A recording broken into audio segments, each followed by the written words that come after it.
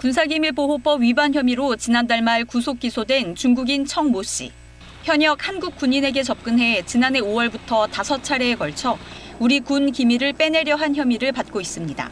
KBS가 공소장을 입수해 봤더니 청 씨는 중국인과 한국인 등 최소 10명이 모인 간첩 조직의 행동책이었습니다. 이 조직은 지휘를 맡은 총책과 군사기밀 검토와 가격 책정, 첩보 장비와 돈 전달, 신뢰 형성을 위한 대면 접촉 등으로 역할이 나뉘어졌는데 청 씨는 대면 접촉 담당이었습니다. 총책은 SNS 오픈 채팅방에서 아이디 켄 제이크로 활동한 인물, 우리 합참에 해당하는 중국군 연합참모부 산하 정보기관 소속으로 파악됐습니다. 이들의 간첩 활동은 2022년 말부터 시작됐습니다. 특히 청 씨는 국내 입국 전 타이완에서도 총책과 함께 반중단체와 타이완 독립단체의 동향 수집도 한 것으로 드러났습니다. 중국 조직은 기밀을 넘기려다 붙잡힌 한국 군인을 해외까지 넘나들며 관리했고 이 군인은 적극적으로 가담했습니다. 이 군인은 필요한 우리 군 기밀 목록과 함께 기밀의 가격을 매겨달라고 했고 중국 정부의 증서와 같은 보호 조치도 요구했습니다. 기밀을 넘긴 대가로 지난해 11월 싱가포르에서 청 씨를 만나 $5,000를, 다음 날엔 말레이시아로 이동해 총책을 만나 또 $5,000를 건네받았습니다. 국군 방첩사령부는 나머지 공범 9명의 신원을 모두 확인해 추적하고 있습니다.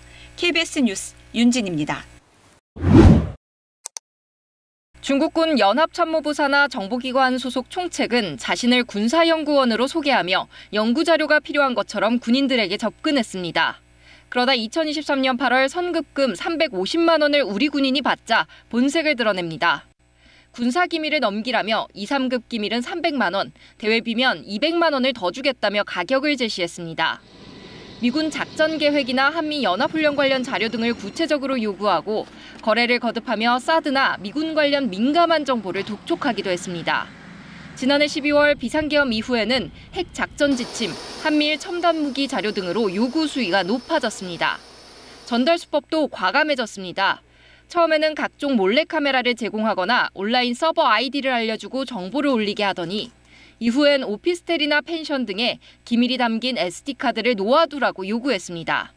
특이한 점은 추적을 피하기 위해 기밀 내용을 삭제한 뒤 SD카드를 넘기게 한 건데 이를 나중에 회수해 별도 복구 과정을 거쳐 기밀을 빼낸 겁니다. 이렇게 넘어간 기밀만 약 20건, 대가로 6천여만 원이 오간 것으로 수사당국은 보고 있습니다.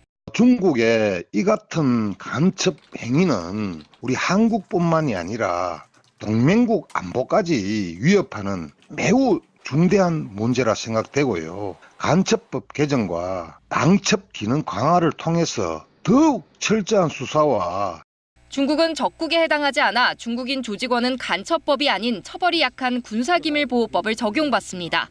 KBS 뉴스 조혜진입니다. 지난달 10일부터 11일간 이어진 한미 연합연습. 한미가 유사시를 가정한 극비 작전 계획을 시뮬레이션 해보고 각종 훈련을 반복하며 여러 첨단 장비들을 동원했습니다.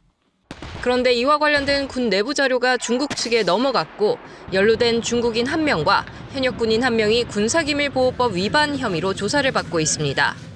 국군 방첩사령부는 중국인 및 이와 관련된 현역 장병의 군사기밀 탐지와 수집 정황을 식별하여서 수사에 착수하였습니다. 이 중국인은 지난해 초부터 군 생활에 대한 정보를 나누는 공개 채팅방에 군인을 가장해 들어갔고 현역 장병들에게 접근해 군사기밀을 빼돌리면 돈을 주겠다고 포섭했습니다.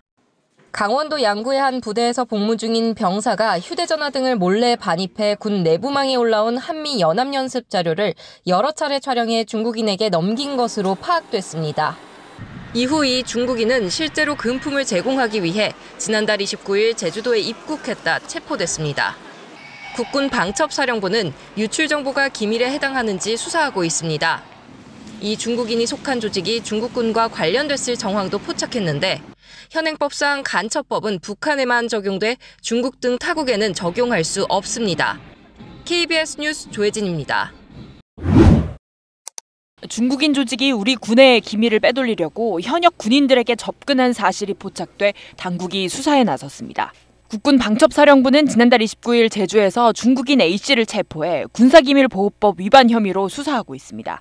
A씨는 지난해 초부터 군생활 관련 정보 등을 공유하는 오픈 채팅방에서 활동했는데 현역 병사들에게 접근해 군사기밀을 넘기면 돈을 주겠다고 포섭한 혐의를 받고 있습니다. 이런 과정에서 강원도 양구군 일선부대에 복무 중인 현역 병사 B씨가 포섭된 것으로 조사됐습니다. B씨는 부대 안에 비인가 휴대전화와 스파이 카메라 등을 반입해 한미 연합연습 관련 자료 등을 찍어서 A씨에게 전달한 것으로 파악됐습니다. 다만 이 자료는 군사기밀은 아니라고 군은 밝혔습니다. 중국 조직에 소속된 A씨는 정보 제공자인 B씨한테 돈을 지급하려고 제주도로 입국하면서 우리 군 당국에 체포됐습니다. 방첩사는 A씨 조직의 총책이 중국 군 소속일 가능성도 열어두고 수사를 확대 중입니다. KBS 뉴스 신선민입니다. 중국이 공개 반발한 건 윤석열 대통령이 간첩죄 조항을 설명하면서 중국인들을 예로 든 대목 때문입니다. 지난 6월 중국인 3명이 드론을 띄워 부산에 정박 중이던 미국 항공모함을 촬영하다 지난달 40일에는 40대 중국인이 드론으로 국정원을 촬영하다 붙잡혔습니다. 윤 대통령의 계엄과 야당의 탄핵 추진에 대해 한국의 내정임을 이유로 논평을 피해왔던 중국 외교부는 이번에는 깊은 놀라움, 불만이라는 직접적인 표현을 쓰며 반발했습니다. 중국인들의 간첩 혐의 사건이 아직 결론이 나지 않았는데도 윤 대통령이 누명을 꾸며냈다는 겁니다. 坚决反对韩方将内政问题同涉华因素相关联，炒作莫须有的所谓中国间谍，抹黑正常的经贸合作。 중국 외교부는 또 중국산 태양광 시설들이 전국의 산림을 파괴할 것이라는 윤 대통령의 발언에 대해서는 기후변화 대응 측면에서 중국이 세계에 공언한 것이라고 발끈했습니다. 중국 매체들은 특히 윤 대통령의 담화 내용 가운데 끝까지 싸울 것이라는 부분에 주목했습니다. 자신과 관련된 문제에서 벗어나지 않고 끝까지 버틴다. 오늘 많은 매체가 기사의 제목으로 뽑은 문구였습니다. 베이징에서 KBS 뉴스 김효신입니다.